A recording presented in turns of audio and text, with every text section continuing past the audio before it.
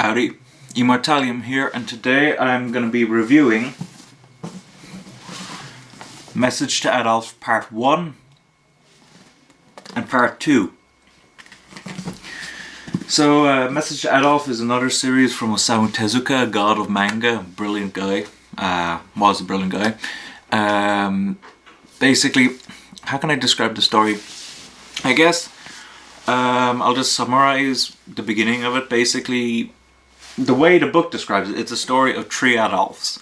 Adolf Hitler, which everyone knows. Then there's Adolf Kamil, which is a Jew living in Japan. And then Adolf Kaufman, who is a half German, half Japanese boy in Japan, who is friends with Adolf Kamil as well. And all those Adolfs are kind of brought together into the story, as well as this guy called Sohei, who is a reporter for the Japanese press. And basically this mystery starts developing, all these documents. It describes itself as a political thriller, and that's a very good way to describe it. I mean, it's all about the politics, and there's chases and gunfights and everything. It's fairly epic and very, very good. Okay, so what else should I talk about? First of all, the characters. They're all likable to an extent. Except, of course, Adolf Hitler, although he is humanized a bit. Only a little bit, though. And quite often he's just portrayed mad, completely mad. But he is humanized a bit, you know. I'll talk about Sohei first, because he's the bond, I guess, between it all. He's a reporter, as I said before, but he gets involved in the whole conspiracy. Strong man. He ran as a sport, and he's a very good runner for that. He's a bit iffy at points as a protagonist, kind of because he has this. How can I say? He's good-natured, but he has a bit of an uncomfortable opinion of women, I just think, in my opinion, from reading it. Now, that's not to say he's bad to them, in a sense. It's just he can be very good to them. Like, I mean, he is a good man. It's just, there's points where he kind of starts, treating them in a bit of a... I wouldn't go... Well, actually, there is a bit early in it where it gets a bit abusive, but... besides that, he's fine. So he's a good protagonist. He's just a little uncomfortable in that regard, but a very likable character. He develops a huge amount by the end of the story.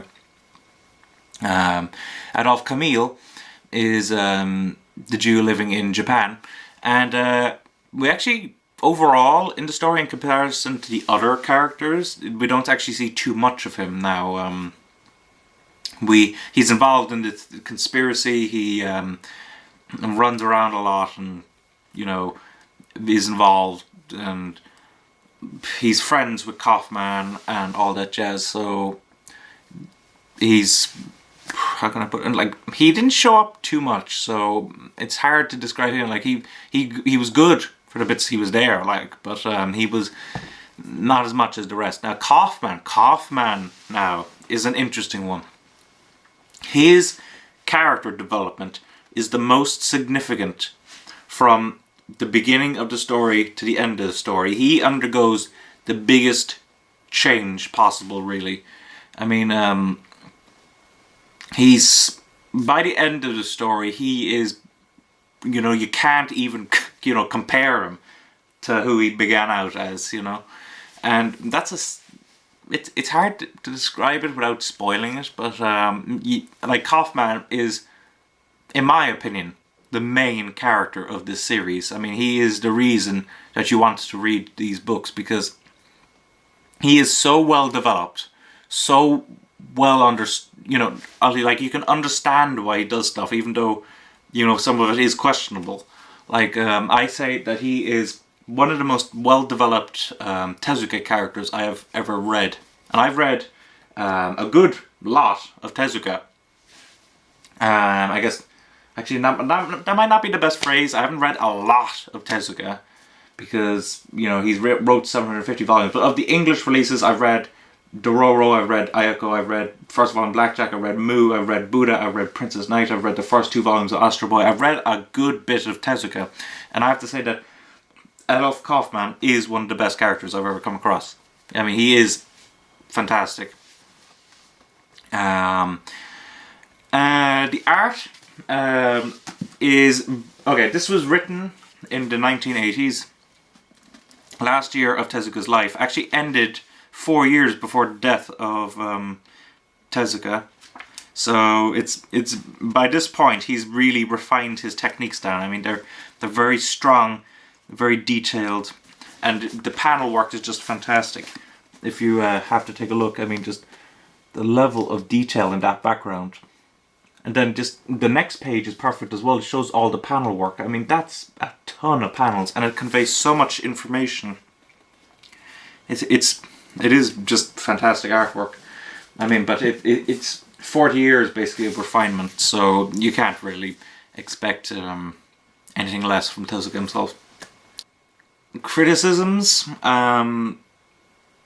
Okay, I guess most of my criticism would have to be directed to near the end of it, but before I do that, I guess one thing that I did notice as I read through the book was that there were a lot of coincidences. Now, that's pretty standard in anything, but in this there's just a little bit noticeable, you know. It kind of reminds me of Tokyo Godfathers, which is a brilliant movie, but you know, you see coincidences a lot in that movie, and there is a good few coincidences in this. A lot of them. Some of them a little hard to believe, but they're always, you know, it always keeps your attention, you know, so that would be an issue I might have. Then it's also a lot lighter on comedy than the other works. Not quite as light as Ayako, but it doesn't have, I mean, not quite as light on comedy, yeah, as Ayako. Like, there are some comedic moments, particularly good, particularly involving Soetoge, actually. He's the most, you know, comedic character in it, I guess, in that he's kind of plays this dry humor, you know. He reacts and you find it funny. And, okay, my main criticism then would be the ending. Now, okay, Tezuka, now, he was brilliant, but he was never too skilled, I thought, at the whole ending everything, you know?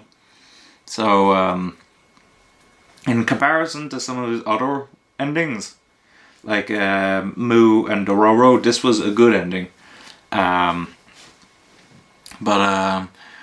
There were several issues I had with it. So one is that there were several characters that we saw throughout the series that didn't get finished off. Now, there was like, for example, I'll just give one example because I don't want to spoil too much. There's this Gestapo agent, Aestelin Lamp, you know, who was a very famous Tezuka character, but he's a Gestapo agent in this.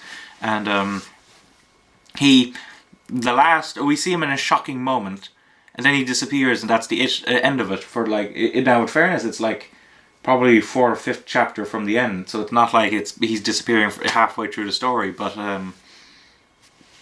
you know, I just wish we had seen, you know, some kind of conclusion to the character, because he was so dominant throughout it. And actually, that's something that I should probably bring up. Actually, just before I go on with the ending, this is the first time that I really saw the benefit of the caste system. I mean, I've read a lot of Tezuka stuff, but this is the first time where looking at a character made me kind of react to them in the same way that I would react to an actor on television. Like, there's this man, what was his name? He's a detective. I can't remember his name exactly, but wrong book.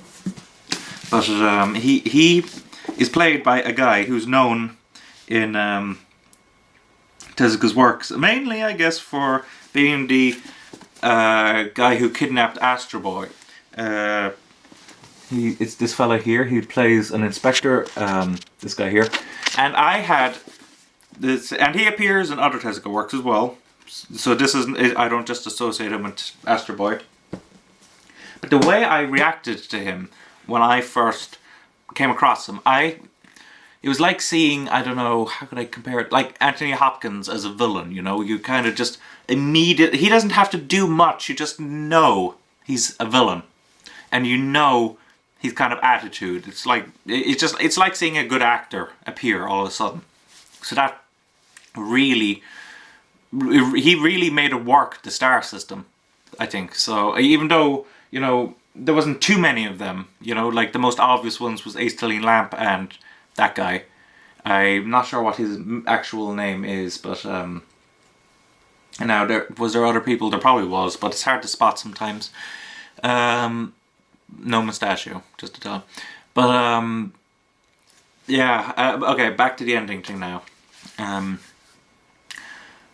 there was a chapter actually. It was just basically one chapter. It was the second last chapter, and it's set during the formation of Israel. Basically, it's set over 20 years, I think.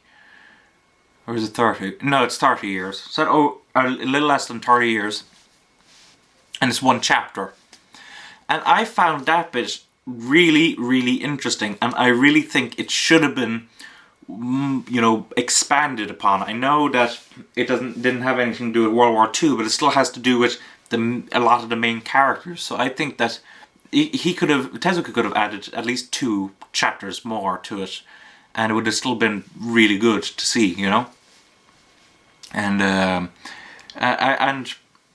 I guess from what I said earlier, like Camille, he as a character, like you do get to know him, but he isn't as seen as much as the other Adolf. So I just think that he probably could have been used better, all right, but and concluded better. But these books are really good. Like, I have to recommend them. They are superb reading. Those nitpicks I would normally not mention in other works, because, you know, they'd just be nitpicking. And but this series is fantastic, and I do highly recommend them. I haven't compared them to the Viz Media Adolf series. I must admit I prefer this cartoony cover to the photorealistic pictures that was on the cover of the Viz Media editions. It's also bigger than the standard manga volume, which I think was the Adolf ones in Viz Media. Like, okay, let me just say, I have Zombie Powder here. It's a bit harder to show the size, but because it's a hardcover, but you see, it's a good bit bigger. So that's always very good. And of course, as I said before, it's hardcover. The paper quality is just gorgeous, and the translation, I know it's a new translation, and it seemed fluid to me. It was well translated, I think.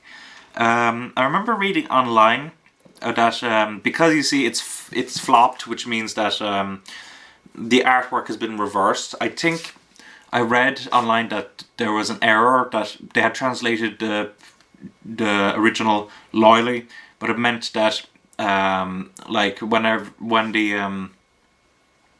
guy gets shot and he's holding his arm, he refers to it as the opposite, which is weird. But now, I didn't notice that, actually. I was watching for it, but I might have gotten too absorbed to notice it. So it's not overly distracting. That, and of course, the Nazis are making their salute in the wrong, with the wrong hand, of course, which is a bit weird.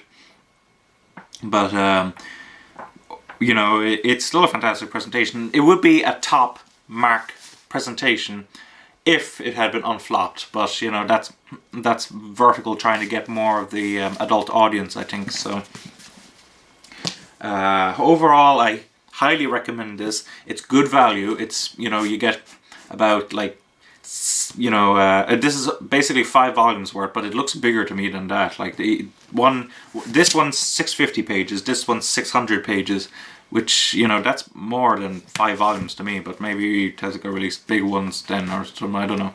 But, and you can get these, I think, for about £14 or something like that, which is pretty good value, I think. Was it £14 or £13? It doesn't matter. It's great stuff. You have to get it at some point, particularly if you're into Tezuka. And yeah, I highly recommend it. It's probably if I had to rank it. I haven't read enough Blackjack to make a comment on that, so leaving out Blackjack, it's probably my second favorite Tezuka I've read so far. Under Ayako.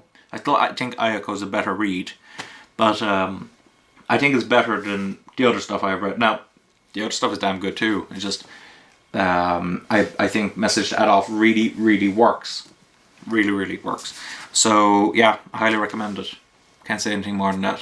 So comment, rate, subscribe, and I'll see you then.